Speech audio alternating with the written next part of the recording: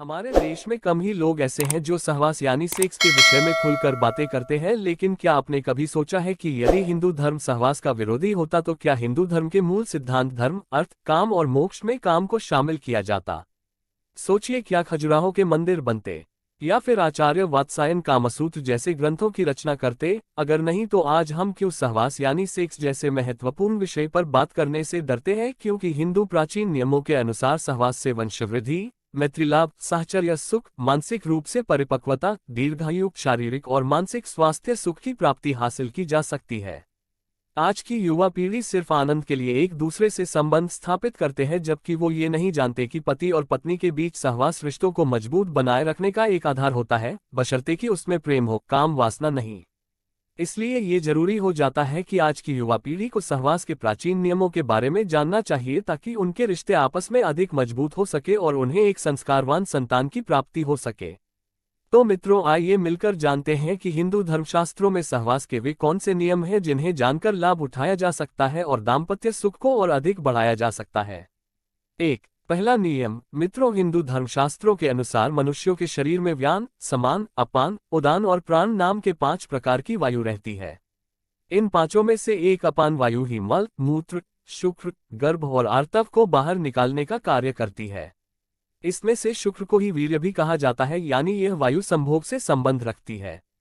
शास्त्रों के अनुसार जब इस वायु की गति में फर्क आता है या यह किसी भी प्रकार से दूषित हो जाती है तो मूत्राशय और गुदा संबंधी रोग उत्पन्न होते हैं, जिस वजह से संभोग की शक्ति पर भी असर पड़ता है।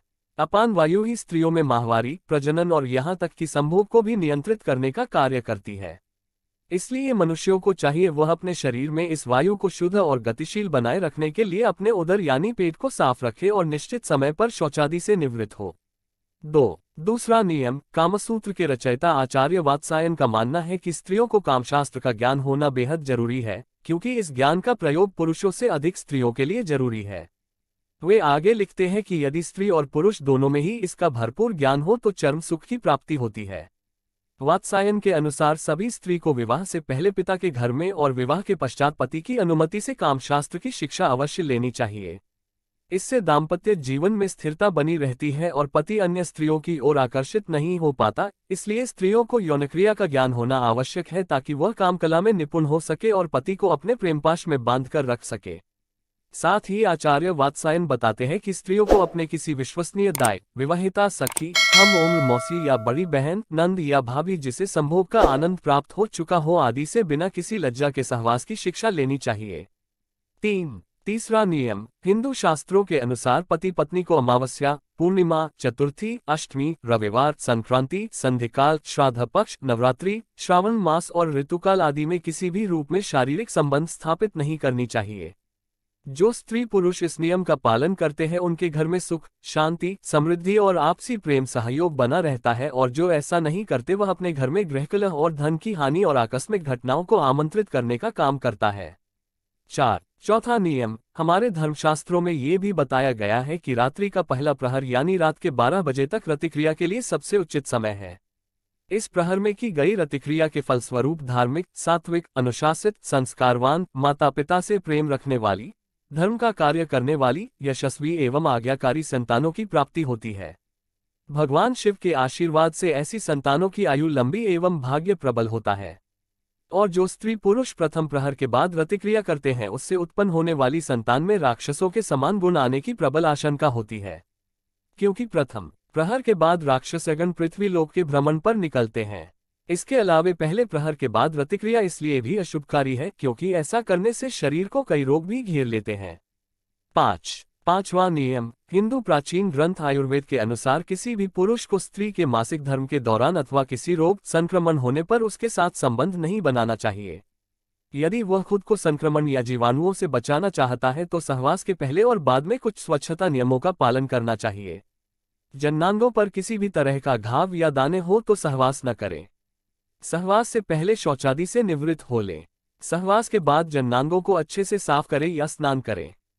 6ठा नियम। यदि आपकी पत्नी या पति की सहवास करने की इच्छा नहीं है या किसी दिन व्यवहार मित्रवत नहीं है, मन उदास या खिन्न है तो ऐसी स्थिति में सहवास नहीं करना चाहिए। इसके अलावा यदि मन में या घर में किसी भी प्रकार का शोक हो तब भी संभोग नहीं करना चाहिए। अर्थात पति पत्नी की मन स्थिति अच्छी हो तभी सहवास करना चाहिए।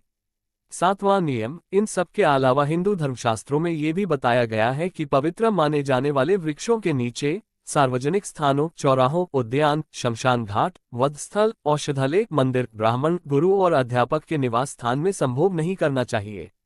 यदि कोई व्यक्ति ऐसा करता है तो शास्त्रानुसार उसको इसका बुरा परिणाम भुगतना पड़ता है। 8वां नियम, हिंदू धर्मशास्त्र में इस बात का भी उल्लेख मिलता है कि किसी भी स्त्री पुरुष को किसके साथ सहवास नहीं करना चाहिए। दुष्चरित्र, अशिष्ट व्यवहार करने वाली तथा अकुलीन पर स्त्री या पर पुरुष के साथ सहवास नहीं करना चाहिए, अर्थात व्यक्ति को अपनी पत्नी या स्त्री को अपने पति के साथ ही सहवास करना चाहिए। नियम विरुद्ध जो ऐसा कार्य करता है वह बाद में जीवन के हर मोड़ पर पछताता है, क्योंकि उसके अनैतिक कृत्य को देखने वाला ऊपर बैठा है। 9वां नियम, ये भी बताया गया है कि किसी भी पुरुष को अपनी पत्नी के साथ गर्भकाल के दौरान सहवास नहीं करना चाहिए। गर्भकाल में संभोगरत होते हैं तो भावी संतान के अपंग और रोगी पैदा होने का खतरा बना रहता है।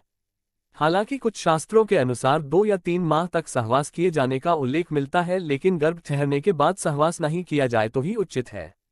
10वां नियम, इसके अलावे आचार्य वात्सायन द्वारा लिखित कामसूत्र में इस बात का भी वर्णन मिलता है कि मासिक धर्म शुरू होने के प्रथम 4 दिवसों में संभोग से पुरुष रुग्णता को प्राप्त होता है।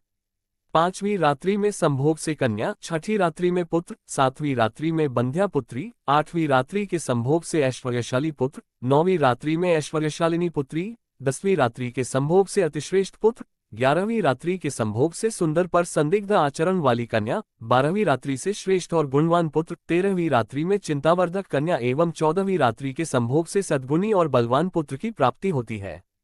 15वीं रात्रि के संभोग से लक्ष्मी स्वरूपा पुत्री और 16वीं रात्रि के संभोग से गर्भाधान होने पर सर्वज्ञ पुत्र संतान की प्राप्ति होती है।